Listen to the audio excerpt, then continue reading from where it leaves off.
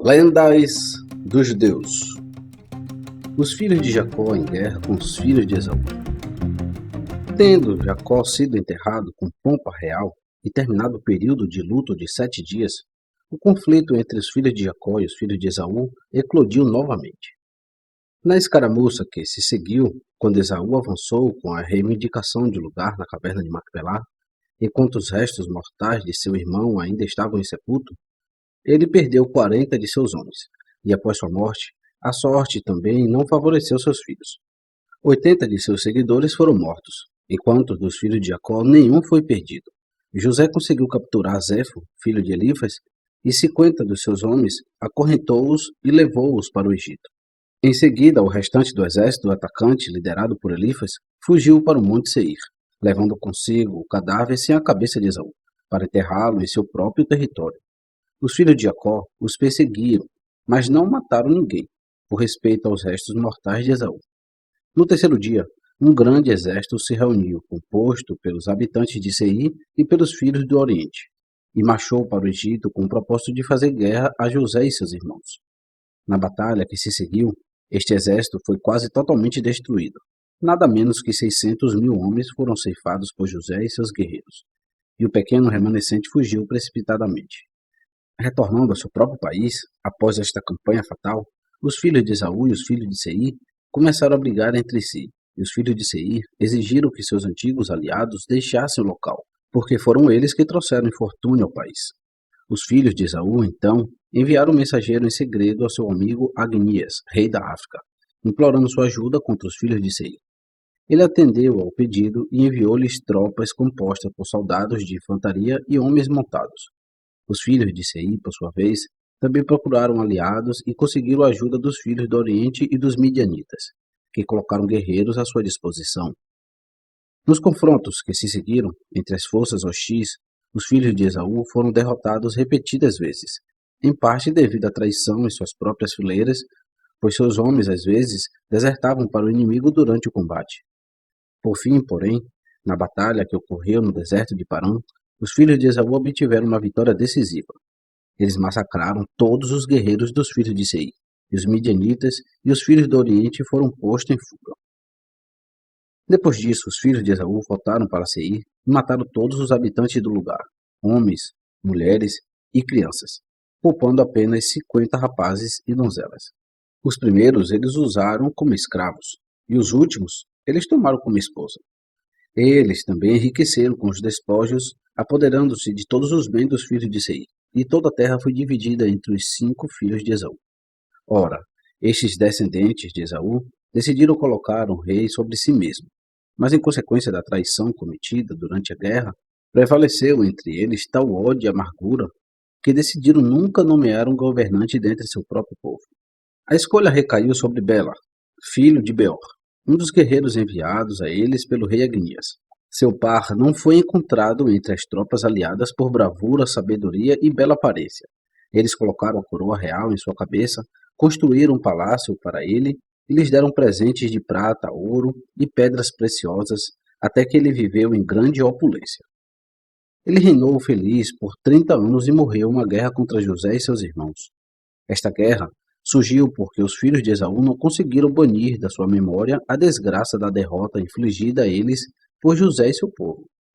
Tendo conseguido a ajuda de Agnias, dos ismaelitas e de outras nações do Oriente, eles iniciaram uma segunda campanha contra o Egito, na esperança de libertar Zefo e seus seguidores das mãos de José. Apesar de seu enorme exército, eles tinham nada menos que 800.000 homens de infantaria e cavalaria. Eles foram derrotados em Ramsés por José e seus irmãos e sua pequena companhia de 600 homens. Ao lado de seu rei Bela, eles deixaram um quarto de seu exército em campo. A perda de seu rei os desencorajou gravemente, e eles fugiram duramente pressionados por José, que matou muitos dos fugitivos. Quando ele retornou da batalha, José ordenou que Zefo e seus seguidores fossem colocados algemas e grilhões, e seus cativeiros tornou-se mais amargo para eles do que antes. Os filhos de Esaú nomearam Jobabe de Bosra para suceder ao seu falecido rei Bela. Seu reinado durou 10 anos, mas eles desistiram de todas as tentativas futuras de travar guerra com os filhos de Jacó. A última experiência que tiveram com eles foi muito dolorosa. mas a inimizade que nutriram contra eles era ainda mais feroz, e o ódio deles nunca diminuiu. O terceiro rei deles foi Rushan, e ele os governou por 20 anos. Durante esse reinado, Zefo conseguiu escapar do Egito. Foi gentilmente recebido por Agnias, rei da África, e nomeado comandante-chefe de sua tropa. Ele usou todos os meios de persuasão para induzir seu senhor soberano a entrar em guerra com o Egito, mas em vão, pois Agnias conhecia muito bem a força e o heroísmo dos filhos de Jacó. Por muitos anos, ele resistiu aos argumentos e lisonjas de Zefo. Na verdade, do jeito que as coisas estavam, Agnias estava ocupado com outros empreendimentos bélicos. Aconteceu nessa época que um homem da terra de Quitim, de nome Uzi, a quem seus compatriotas veneravam como deus, morreu na cidade de Posimana e deixou uma filha bela e inteligente. Agnias ouviu falar da beleza e sabedoria de Yaniá e pediu a mão dela, e seu pedido foi atendido pelo povo de Quitim. Os mensageiros de Agnias afastavam-se apressadamente de Quitim, levando a seu mestre a promessa dos habitantes de que Yaniá se tornaria sua esposa, quando Turnus, rei de Benevento, chegou com a mesma missão. Seu pedido foi rejeitado, pois o povo de Quitim estava com medo de quebrar a promessa feita a Agnias. Furioso, Turno foi a Sardenha para fazer a guerra ao rei Lucus, irmão de Agnias, com a intenção de liderar com este assim que o outro se tornasse inofensível. Ao saber do projeto traçado por Turnus, Agnias correu para a Sardenha para ajudar seu irmão, e uma batalha ocorreu no vale de Campanha. Contra Turnus foram posicionados Agnias, seu irmão, Lucus, e o filho deste último, Níbulos, a quem seu pai havia nomeado comandante-chefe das tropas da Sardenha. No primeiro encontro, Turnus foi o vencedor e os sardos perderam seu general Níbulos. Mas no segundo combate do exército de Turnus foi completamente derrotado e ele próprio foi deixado morto no campo. Seu exército fugiu perseguido de perto por Agnias até o cruzamento entre Roma e Álbano. O corpo de Níbulos foi colocado dentro de uma estátua de ouro, e seu pai ergueu uma torre alta sobre seu túmulo e outra torre sobre o túmulo de Turnus. E esses dois edifícios, conectados por um pavimento de mármore, ficam frente a frente na cruz, entrada em que Agnias parou de seguir o exército fugitivo.